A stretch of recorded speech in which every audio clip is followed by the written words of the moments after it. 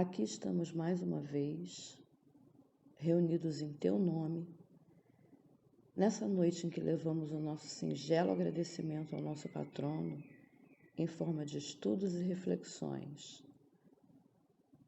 Que o nosso irmão Cláudio, encarregado de nos auxiliar na noite de hoje, possa receber amparo às suas explanações, para que o nosso esforço de aprendizado possa preparar os nossos corações para o Natal de Jesus, fazendo brotar a verdadeira alegria que a presença da luz de Jesus traz ao coração dos homens. Por isso, mais uma vez te rogamos, se conosco, Senhor, agora e sempre. Graças a Deus.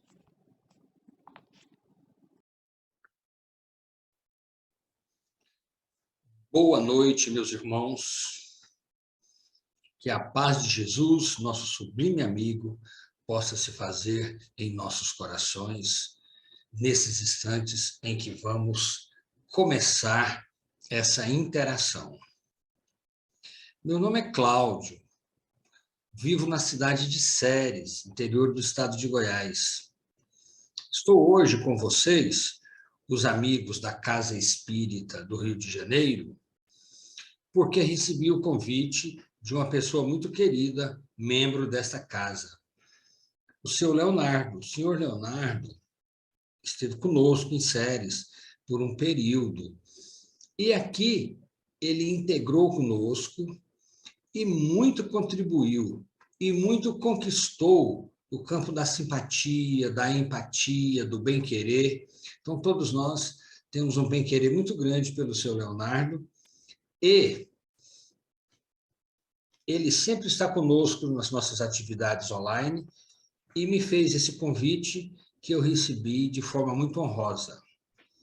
Então, meus irmãos, vamos conversar um pouquinho. Eu vou compartilhar aqui agora uma tela e a gente vai trabalhar um pouquinho esse assunto que foi proposto. Então, vamos lá. O nosso tema, o nosso bate-papo, é nesse clima do mês de dezembro, né? É nesse clima de esperança, de alegria, e lembrar que Johann Sebastian Bach fez uma música fantástica, que muito me emociona quando eu escuto, chamada Jesus, Alegria dos Homens. Esse é o tema do nosso bate-papo. E vamos falar do Cristo de Deus, vamos falar do nosso governador planetário, do nosso modelo e guia. É tão bom falar de Jesus, meus irmãos. É o melhor assunto. Então, ele, o Cristo, já fez essa referência, que ninguém vai ao Pai, ninguém chega a outros patamares, ninguém chega a Deus, se não for por esse caminho da doutrina do Cristo, dos ensinos do Cristo, da prática dos ensinos do Cristo. Esse é o caminho, né? E para esse nosso bate-papo, nós fomos recorrer à literatura espírita. E os pilares aí são os livros básicos, né? Livro dos Espíritos, o Evangelho segundo o Espiritismo. Mas também fomos na obra complementar, meus irmãos. O livro de Vinícius, Em Torno do Mestre. Daí sacamos algumas coisas para o nosso bate-papo de hoje. Parnaso de Além-Túmulo, Boa Nova, são obras psicografadas pelo nosso querido Francisco Cândido Xavier. E aí, irmãos, também recorri a um material que é o 13º Apóstolo, uma obra que é uma pesquisa muito bem feita de um companheiro nosso aí do Rio de Janeiro, o Jorge Damas. E então, nesse clima de dezembro, nós vamos esclarecendo para vocês, raciocinando com vocês, pensando com vocês, buscando responder se Jesus nasceu. E quando ele nasceu? E onde ele nasceu? Vamos começar a entender isso aí, né, gente? A grande verdade é que o dia 25 de dezembro, essa comemoração do nascimento do Cristo. E se a gente perguntasse assim, quando e onde Jesus nasceu? A grande maioria já ia responder de forma objetiva, de pronto, que ele nasceu há mais de 2.000 anos atrás, lá na Galileia Antiga, na cidade de Belém. Mas, na verdade, o que importa o tempo que ele nasceu, o que importa isso se existe ainda inúmeras almas a ideia do Senhor, o seio do Senhor, ainda não reina. Então, na verdade, muitos corações, de um modo geral, são semelhantes àquelas hospedarias da cidade de Belém. Aquelas hospedarias cujas portas estavam cerradas, sob a alegação de estarem lotadas. Vocês recordam que os pais, Maria e José, caminhavam em busca de uma hospedaria, mas Belém não podia recepcioná-los, porque todas estavam lotadas. Muito bem. Ainda hoje, quando Jesus quer nascer, bate nas portas dos nossos corações, muitas vezes, muitos deles estão lotados pelos interesses pessoais, pelo egoísmo, pelo orgulho, pelo desejo de conquistas materiais, e o coração está tão sobrecarregado que não tem espaço para ele, o Cristo. E o nosso Senhor Jesus Cristo, o mestre da humanidade, ele teve como berço aquela estrebaria junto daqueles animais, e teve aí, naturalmente, a companhia afetuosa e especial dos seus humildes pais, não é verdade? Amigos, se perguntássemos com sinceridade se o Cristo nasceu em nós, dirigindo para nós, talvez percebêssemos que não temos permitido o Cristo nascer em nós. Aquele que ainda não sentiu lá no íntimo a influência do Cristo, ele, na verdade, ignora, né, gente? Que ele nasceu, ele, o Cristo. Agora, no dia que dissemos especial para a humanidade, vale a pena que façamos algumas perguntas a nós mesmos e as respondemos intimamente. Amigos, estamos em dezembro, clima de Natal, mas será que Jesus nasceu? Nasceu quando? Nasceu onde? Vejam alguns exemplos interessantes. Que influência Jesus está exercendo em nós? Que relação existe entre o Natal de Jesus e a nossa vida no momento atual? Será que já conseguimos entender e já conseguimos vivenciar as boas notícias, as notícias do reino de Deus que ele veio trazer? Eis a questão, né? Se dirigíssemos essa pergunta para Paulo, o apóstolo, onde e quando Jesus nasceu, é bem provável que Paulo diria que foi na estrada de Damasco, quando se viu envolvido na sua divina luz. Foi ali, para Paulo, que surge o nascimento do Cristo. E Paulo passou por lutas íntimas, passou por uma experiência, por uma tarefa árdua. E mais no final da sua jornada, ele já dizia assim: já não sou eu quem vive, é o Cristo que vive em mim. Gente, para esse personagem, realmente, Jesus nasceu, não é isso? E se fizéssemos a mesma pergunta para Maria Madalena, da cidade de Magdala, é possível que ela nos informaria que o Cristo nasceu lá naquele discurso na cidade de Betânia, certa vez que a sua voz de pureza e doçura despertou a sensação de uma nova vida que ela jamais sonhara, que na verdade ela buscava, né? Maria tinha sede de amar, mas Só quando ela ouviu o Cristo, ela teve a atenção e viu o que era o conceito de amar. Como o Cristo amava, como o Cristo irradiava. E ali, aquele encantamento, ela fez a sua grande conversão. Gente, para Zaqueu. Zaqueu é aquela história lá de Jericó, não é isso? Aquele publicano, cobrador de impostos, na verdade, chefe dos cobradores de impostos. Se perguntasse quando e onde Jesus nasceu, tudo indica que ele ia dizer que foi naquele dia, naquela manhã ensolarada, em que o Cristo adentrou em Jericó.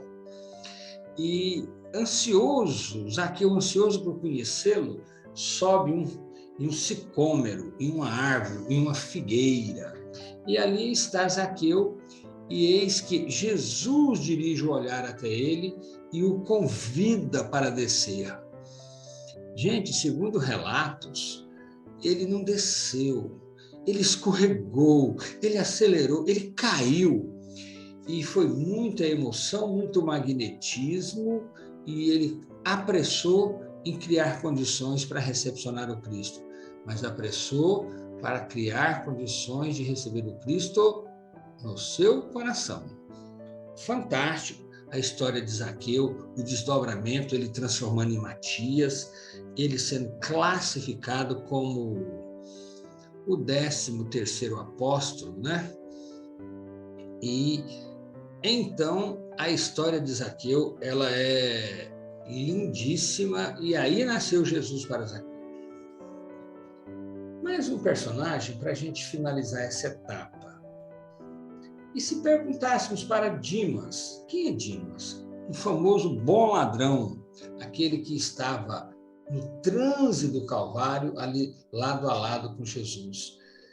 Com certeza Dimas ia dizer que Jesus nasceu naquele instante em que Jesus dirige o olhar e envolve-o com amor e com magnetismo. Naquele momento que repassa na mente de Dimas todas as suas misérias, todas as suas dificuldades, e nasce para sempre ali, na intimidade de Dimas, a ideia do Cristo, o amor do Cristo. Amigos, são tantos encontros, são tantos nascimentos, para cada um é muito peculiar.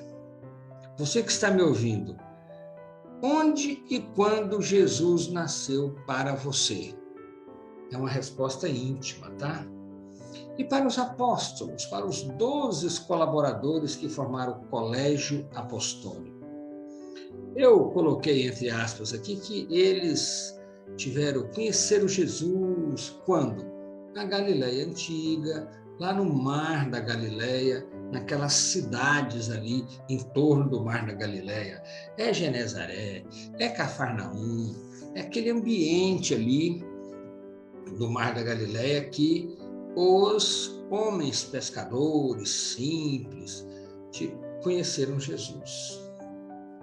Então, a gente busca ver um pouco das características dos apóstolos e vamos ver que eram homens simples, humildes, pescadores, homens fortes, né? E os 12 estão aí, o nome dos 12, a característica. E eu anotei de cor vermelha Levi, porque nós vamos falar um pouquinho sobre Levi. Levi, meus amigos, ele, depois de assimilado a nova filosofia, a doutrina de Jesus, ele acaba cambiando o seu nome e passa a ser chamado de Mateus. Então, o Evangelho de Mateus é o Evangelho escrito por Levi, esse antigo publicano, antigo cobrador de impostos. Levi representa entre os apóstolos a aristocracia. Ele era aquele que trabalhava para o governo romano recebendo impostos. Ele era mais um contador, ele era mais um intelectual, os demais eram mais pescadores, de um modo geral, né? Então, foi aí, gente. Foi aí. Eu vou passar a setinha para mostrar aqui, ó. Aqui no Mar da Galileia, aqui que nós vamos encontrar a cidade de Nazaré, cidade de Jesus, Jesus de Nazaré. O estado é a Galileia, e aqui está o Mar da Galileia, aqui está a cidade de Cafarnaum. Então, aí foi por onde Jesus palmilhou. Amigos, um fôlego. Vejam que foto bonita. É o Mar da Galileia. É uma foto real, mais recente. A ideia é essa aí do mar. As águas do Tiberíades, a cidade de Cafarnaum, o ambiente de Genezaré. É esse ambiente aí. Foi por aí que Jesus fez os seus grandes feitos, os seus grandes ensinos. Queria destacar para vocês que bem próximo da cidade de Cafarnaum, na cidade de Cafarnaum, um pouco afastado assim, havia uma montanha. Uma montanha não, um monte, um pequeno monte, um elevado, não muito elevado. E sobre esse ponto geográfico nós vamos comentar algumas coisas, extraídas do livro Boa Nova, Espírito Humberto de Campos. Esse livro merece ser lido com frequência, relido. É o chamado livro de cabeceira, né, gente? Aqui no estado de Goiás a gente fala assim, é o livro de cabeceira. E lá no capítulo 11, Humberto de Campos, ele vai lá no mundo espiritual, eu vou dizer assim, nos arquivos, abre as gavetas, tira ali dos arquivos vivos do mundo espiritual, a história, o ocorrido naquele monte na cidade de Cafarnaum. O sermão, a aula que o Mestre Jesus traz aí na cidade de Cafarnaum, nesse monte que ficou conhecido como o Sermão da Montanha. Nós, neste momento, que não é de muito tempo, nós vamos relatar aqui um diálogo entre Levi e Jesus. E esse diálogo ele se passa, nessa descrição do livro Boa Nova, da seguinte forma. Levi, ele tinha ali a sua casa em Cafarnaum, uma boa casa, uma boa residência, bem diferente de Simão Pedro, dos outros.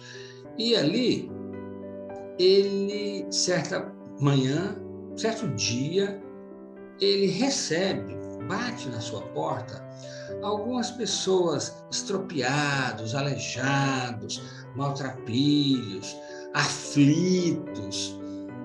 Essas pessoas com essa característica, eles chegam e abordam Levi, dizendo que ouviu de Jesus o convite para a construção de um mundo novo, do reino de Deus, e eles queriam, de uma maneira ou outra, colaborar com a implementação do reino dos céus aqui na terra.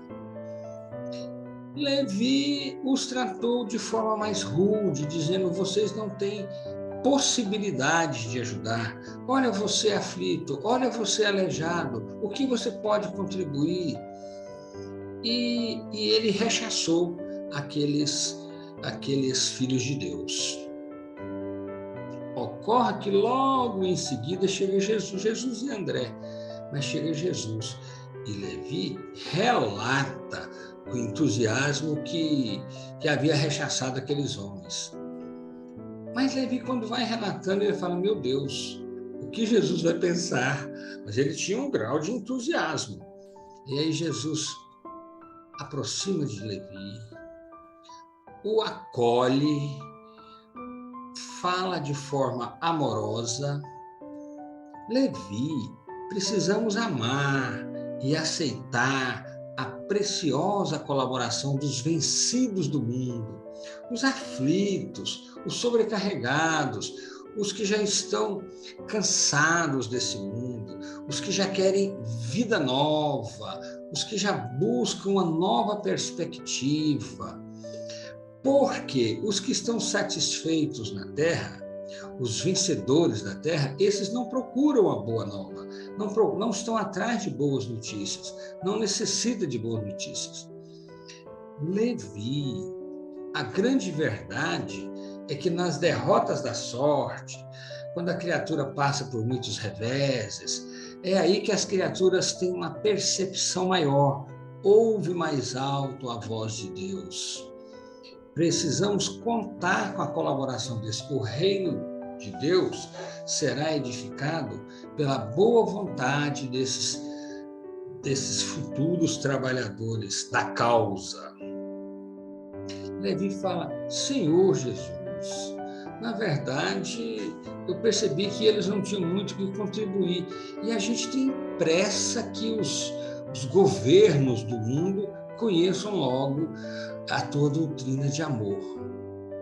Gente, é aí que Jesus coloca uma expressão que eu achei interessantíssima. Ele diz: Levi, governos da terra, quem governa o mundo é Deus. E o amor, que é a sua lei, porque Deus é amor, não age com inquietação. Fantástica essa colocação, né, gente? Tudo que eu estou falando é capítulo 11 do livro Boa Nova. Fato é que já estamos aí, nesse momento, no finalzinho da tarde, o crepúsculo já vem caindo, e aí já era informado para aquela comunidade que naquela tarde Jesus ia pregar naquele monte. Então ali já estavam cercando muitas pessoas, aproximando, já estavam ali um número grande de pessoas. E naquele monte, naquele pequeno elevado, próximo da cidade de Cafarnaum, que visualizava, que vislumbrava o lago de Nazaré, o lago do Tiberíades, né? O mar da Galileia. Ali, gente, naquele ambiente, aquela multidão acotovelando uma entre as outras, eram crianças doentes, eram mães aflitas, eram pessoas que buscavam a sede de ver coisa nova, de ver notícias que Jesus traria do reino dos céus. E aí, meus amigos, eis que nesse clima surge na verdura do monte, no topo do monte, o Cristo, com aquele seu olhar magnético, radiante, amoroso. E Jesus, então, o texto não passa nenhuma pressa, Jesus com serenidade, e isso trouxe também tranquilidade para todos aquela plateia expectante. Jesus sentou ali no topo do monte. Assim, então, também sentaram todos, não passava nenhuma pressa, a ideia da tranquilidade, aí o crepúsculo, a brisa suave do lago. E Jesus, então, ele coloca-se numa posição, como se numa posição de tranquilidade, numa situação de zen. Aquela expressão japonesa, né? Em que quer dizer tranquilidade, quer dizer sentado. Aí sim, Jesus começa a dirigir a palavra, mas parece que Jesus falava para aquelas 500 criaturas que ali estavam, mas ecoava para toda a eternidade os seus ensinamentos daquele momento, as suas bem-aventuranças. Foi quando pela primeira vez Jesus pronunciou as bem-aventuranças. Foi o mais belo discurso, né, gente? Foi pronunciado ali na fralda daquele pequeno monte em Cafarnaum. Ali Jesus faz uma síntese, Jesus começa a falar serenamente, e faz uma síntese das leis morais. Fantástico. E Jesus dirigia a humanidade. Jesus dirigia, então, aos sobrecarregados, aos aflitos. É nessa direção que segue as palavras de Jesus. E aí, então, por exemplo, o Sermão da Montanha é tão importante, tão expressivo, que Gandhi, Mahatma Gandhi, essa grande criatura praticante do hinduísmo, uma religião da região da Índia, ele que não era cristão, ele pronuncia essas palavras que vocês estão vendo aí no meu compartilhamento, né, gente? Gandhi diz que se perdesse todos os livros sacros da humanidade e salvasse apenas o Sermão da Montanha, nada estaria perdido. Gente, é um dos mais belos discursos da humanidade. Jesus, na posição que eu referi, os 12 seguidores no seu entorno e mais ou menos 500 pessoas, como se fora um anfiteatro. E ali, gente, aqui essa foto mostra pra gente aqui a cidade de Cafarnaum e lá na frente o morro. Ele não é tão alto. E aqui, ó, hoje tem uma capela, né? Um templo construído aqui. Uma bela capela, tá? Capela das bem-aventuranças, das beatitudes. A capela franciscana. E Jesus começa o seu discurso dirigindo aos aflitos e diz, olha, felizes, bem-aventurados, abençoados, afortunados. E começa lá no capítulo 5 do Evangelho de Mateus, lá no versículo 3. Bem-aventurados os pobres, os humildes de espírito, porque deles é o reino dos céus.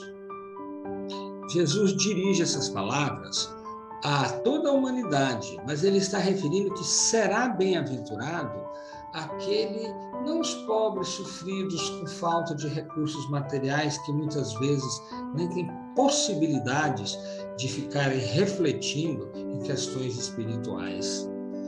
Mas aqueles humildes, aquelas criaturas são bem-aventuradas, aquelas que se fazem pobres, ou são desprendidas, transborda a humildade.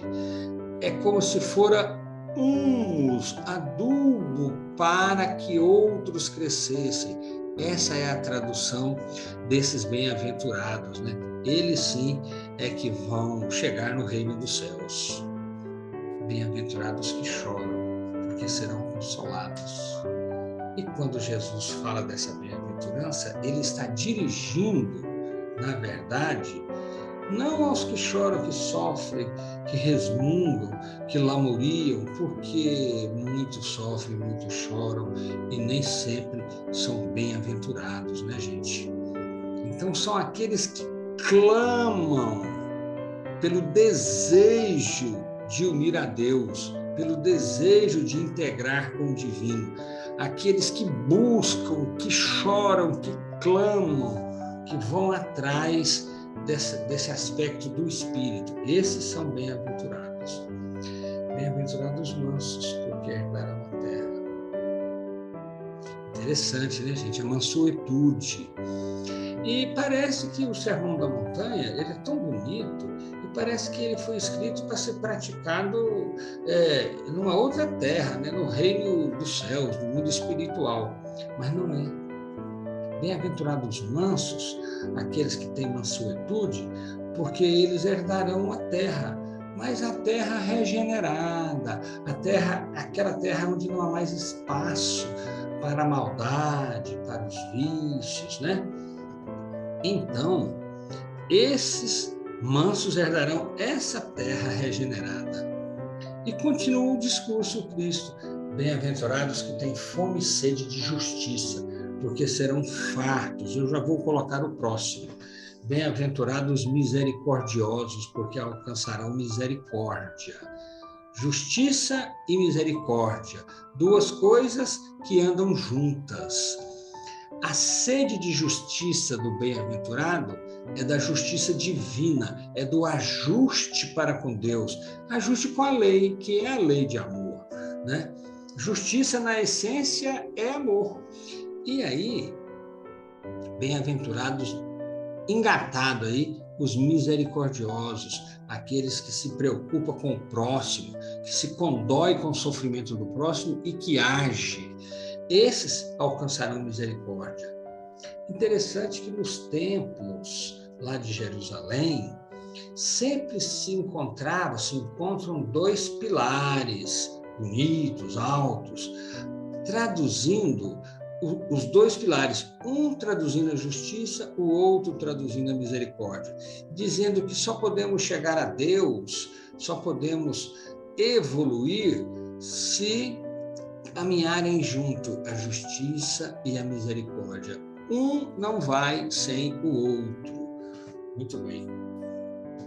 Bem-aventurados os limpos de coração, porque verão a Deus. Aí, gente, o Livro dos Espíritos fala que somente os puros verão a Deus. Somente os limpos de coração verão a Deus, né? Então, aqui a gente tem essa importância dessa situação de aproximação com o Pai de acordo com a retirada das impurezas. Bem-aventurado aqueles que retiram do seu perispírito as manchas, que resgata, que regenera, que repara. Esses verão a Deus, né? E estamos finalizando essa abordagem de tantas bem-aventuranças, né? Bem-aventurados os pacificadores, porque serão chamados filhos de Deus. Os pacificadores não são aquelas pessoas, deixa para lá, deixa a vida me levar, não, sem iniciativa, parados, não. Eles são lutadores. O bem-aventurado, o pacífico é aquele que luta, que atua, é um verdadeiro guerreiro. Mas, meus irmãos, as armas que ele utiliza, os instrumentos que utiliza, são os instrumentos da paz, né? Do perdão, da misericórdia, da caridade, da bondade, da resignação. Então, esses são grandes trabalhadores, grandes batalhadores que serão chamados filhos de Deus. E olha que coisa interessante nesse 8º, para a gente fazer um fecho. Bem-aventurado os perseguidos por causa da justiça, porque deles é o reino dos céus. É interessante. Esse já vem no final, porque os perseguidos pela causa, os perseguidos pela questão do Cristo, do cristianismo, eles são bem-aventurados.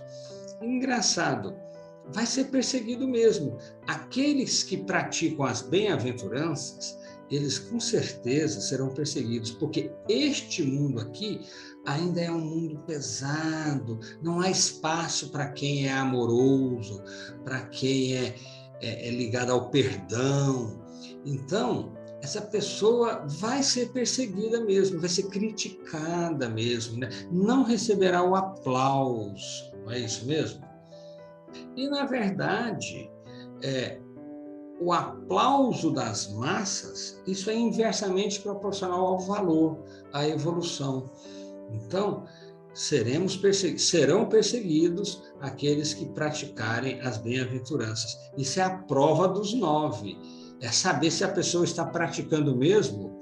Se não te criticam, se não jogam pedras em você, então talvez é porque você não está praticando as bem-aventuranças. Então, só se atira pedra em árvores que estão produzindo frutos, não é verdade? Meus irmãos, eu não poderia concluir sem trazer aqui esse personagem fantástico, Dr. Bezerra de Menezes. Ele veio agora em novembro, aqui na FEB, trazendo uma mensagem fantástica que eu extraí um pedacinho para a gente. Na mensagem está assim: o mundo, mergulhado em recente desdita, essas questões da pandemia, está necessitando daqueles que replicam as atitudes preconizadas no Evangelho e prenuncia para a humanidade grandes pelejas, e desses enfrentamentos crescerão todos, pelo aprendizado no bem e pela certeza de que as boas escolhas trazem a felicidade. E Bezerra nos diz: o papel dos espiritistas é daquele que oferece de si a solução em que o respeito e a fraternidade nunca faltam. Gente, eu amei esse trocadilho. Nesses tempos de pandemia, nesses tempos de grandes lutas, nesses tempos de grandes enfrentamentos, teremos a felicidade aqueles que fizeram a boa escolha, a escolha de servir. E precisamos de conviver nesse contexto. E ele nos diz assim: conviver amando, amar convivendo. Muito bem, meus irmãos. Para a gente finalizar, eu vou dizer para vocês que Gandhi tinha razão. Se todos os ensinos do Cristo tivessem sumido e ficasse só extratos do Sermão da Montanha, nada estaria perdido, né? Nada estaria perdido. Gostaria de continuar falando, sou muito falante, mas o tempo não permite, então fica aqui o meu agradecimento, a minha felicidade de poder, de Ceres, Goiás, interagir com irmãos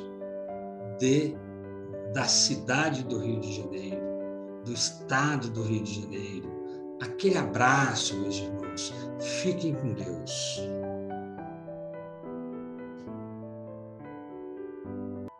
Obrigada, Pai, por mais essa noite de conselheiro.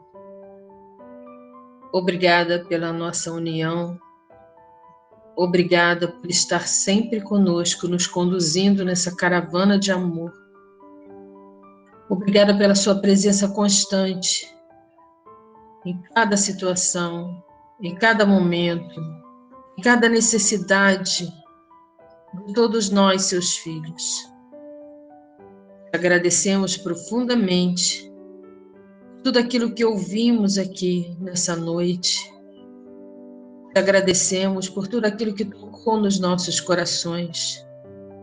E te pedimos, ajudai-nos a sermos no nosso dia a dia conforme os ensinamentos do nosso grande Mestre Jesus. E assim pedimos a permissão de dar por encerrada essa noite querida de conselheiro. Graças a Deus.